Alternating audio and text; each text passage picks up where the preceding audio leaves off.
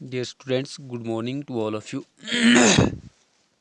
जैसे आप जानते हैं कि हमने U2 का सिलेबस जो है स्क्वायर एंड स्क्वायर रूट तक कर लिया था। अब नेक्स्ट चैप्टर हम पढ़ेंगे cube and cube roots. Next chapter हमारे लिए पास क्या होगा? Cube and cube roots. फिर उसके बाद लास्ट जब आपका T1 होगा उसके लिए मैं आपको सिलेबस बता दूंगा। U1 U2 का सिलेबस तो आपके पास रहेगा T1 में, लेकिन कुछ जो नए चैप्टर पढ़े जाएंगे वही उसमें इंक्लूड कर दिए जाएंगे। नेक्स्ट चैप्टर हम पढ़ रहे हैं क्यूब एंड क्यूब रूट्स। जैसे हमने स्क्वायर एंड स्क्वायर रूट्स पढ़ा था, सेम एज इट इज़ वैसे ही हम अब क्यूब एंड क्यूब रूट्स पढ़ेंगे। तो इसके लिए क्या करते हैं, पहले तो हम क्यूब्स, कुछ नंबर्स के जो छोटे छोटे नंबर हैं उनके क्यूब्स लिखते हैं। जैसे कि आज हमारा टॉपिक है cube and cube roots. Cube and cube roots.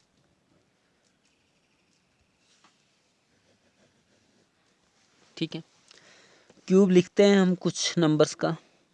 जैसे 1 है, 1 का क्यूब क्या होगा? 1 को 3 टाइम्स मल्टीप्लाई करना, तो क्या आएगा आपके पास? 1 आएगा। ऐसे ही 2 का क्यूब है बच्चे, 2 मल्टीप्लाई 2 मल्टीप्लाई 2, 2 ज़र 4, 4 2 ज़र 8। ठीक है, 3 का क्यूब है तो 3 मल्टीप्लाई 3 मल्टीप्लाई 3, दैट इज़ 27। 4 का क्यूब है तो क्या हो जाएगा? 4 मल्टीप्लाई 4 मल्टीप्लाई 4, दैट इज़ 64। 4 4 ज़र 16, 16 4 ज़र 64। ऐसे ही कंटिन्यू करते हैं हम आगे। 5 का क्यूब क्या होगा? 5 मल्टीप्लाई 5 मल्टीप्लाई 5 इक्वल्स टू 125। 6 का क्यूब क्या हो जाएगा बच्चे? 6 multiply 6 multiply 6 equals to 216। Next 7 का क्यूब,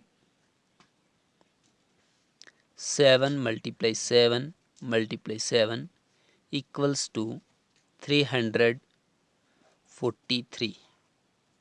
ठीक है, नेक्स्ट है 8 का cube, 8 multiply 8 multiply 8 equals to 512।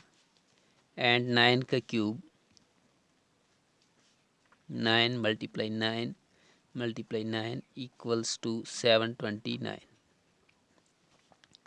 10 का cube, 10 multiply 10 multiply 10 equals to 1000। ठीक है, आगे लिख लेते हैं 11 का क्यूब किसके इक्वल होगा? 11 मल्टीप्लाई 11 मल्टीप्लाई 11 इक्वल्स टू 1331। ठीक है, 1331 हो गया।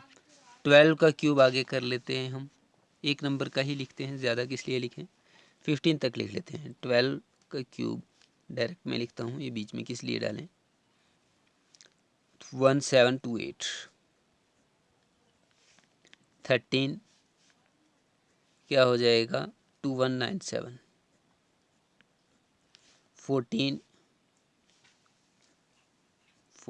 का cube equals to 2744। And 15 cube equals to 3375। 3375। ठीक है, चलो 16 का भी लिख लेते थे। 16 इक्वल्स टू 4096। ये हमने कुछ नंबर्स के क्यूब लिखे। जैसे हमने स्क्वायर रूट पढ़े थे, स्क्वायर पढ़े थे, वैसे ही हमने यहाँ पे क्या लिखे? क्यूब लिखे। अब इन्हीं का जैसे हमने पढ़ा था बच्चे कि स्क्वायर का अपोजिट होता है स्क्वायर रूट। ठीक है, स्क्वायर का अपोजिट होता है स्क्वायर रूट, वैसे ही क्यूब का अपोजिट होगा cube root. As it is same, बिल्कुल, इसमें कोई अलग नहीं, कोई भी डिफरेंस नहीं आएगा। सिर्फ यहाँ पे आपको माइंड में रखने की क्या चीज़ें हैं, वो चीज़ें ये हैं कि जैसे आपके पास यहाँ पे जब भी आप किसी भी नंबर का, जिस नंबर का यूनिट डिजिट क्या हो, 0 हो, तो आप उसका क्यूब रूट फाइंड करेंगे तो हमेशा ऑड नंबर ऑफ ज़ीरोज़ आएंगे। क्या होगा? ऑड नंबर ऑफ ज़ीरोज़ आएंगे। कभी भी even number of zeros cube में नहीं आएंगे। क्यूब किसी भी नंबर का निकालेंगे तो आप ठीक है, इसके लिए कुछ फैक्ट्स जो हैं लिख लेता हूँ मैं यहाँ पे। फैक्ट्स हैं,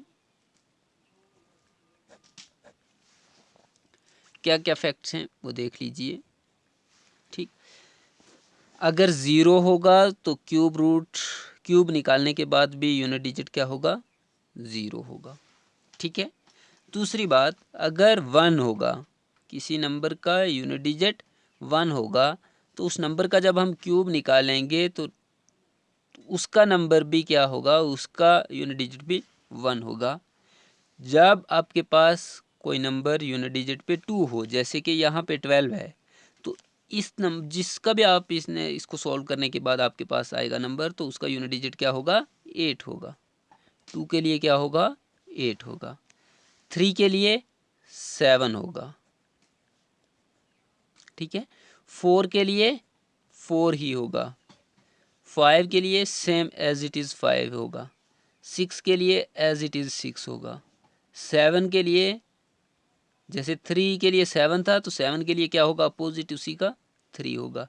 8 के लिए 2 का 8 था तो 8 का क्या होगा, 2 होगा।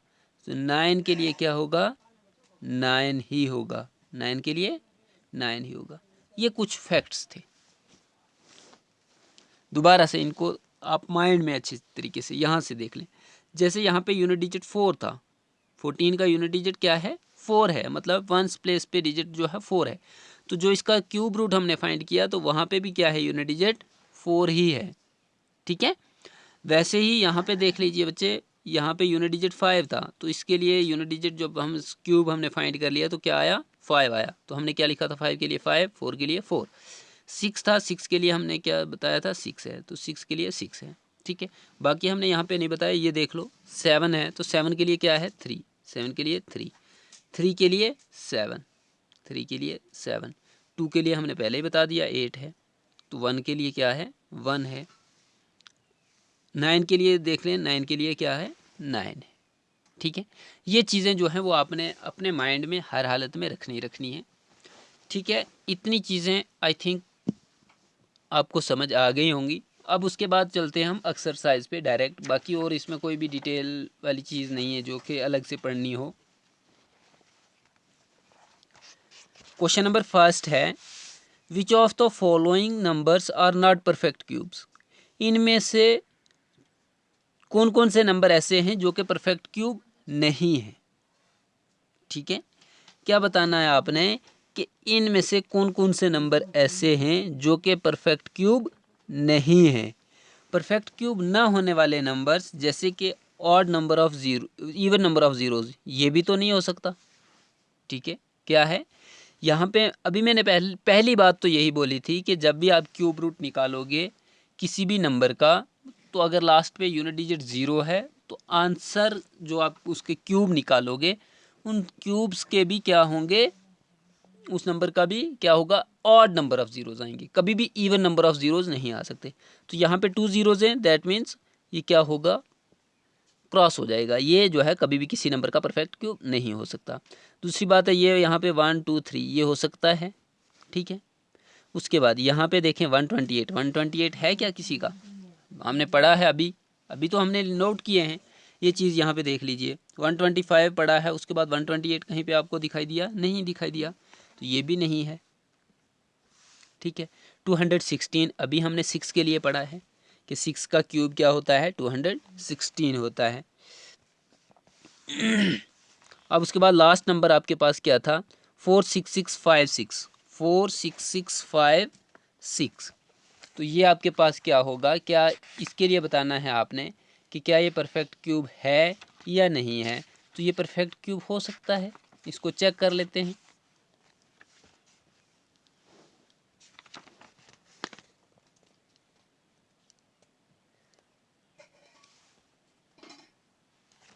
तो ये भी क्या होगा, परफेक्ट क्यूब होगा।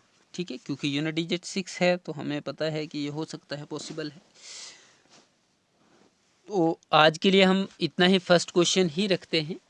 फर्स्ट क्वेश्चन में हमने बताना ही यही था कि which of the following numbers are not perfect cube. इनमें से कौन कौन से नंबर जो हैं परफेक्ट क्यूब नहीं है, वो कौन कौन से हैं। Second part and fourth part, second और फोर्थ जो है वो परफेक्ट क्यूब नहीं है। ठीक है, आज के लिए इतना ही रखते हैं। कल जो है नेक्स्ट क्वेश्चन आपको करवाया जाएगा, बिल्कुल एज इट इज़, जैसे हमने क्यूब्स स्क्वायर पढ़े थे वैसे ही स्क्वायर रूट्स भी हम पढ़ेंगे। ठीक है, अल्लाह हाफिज़।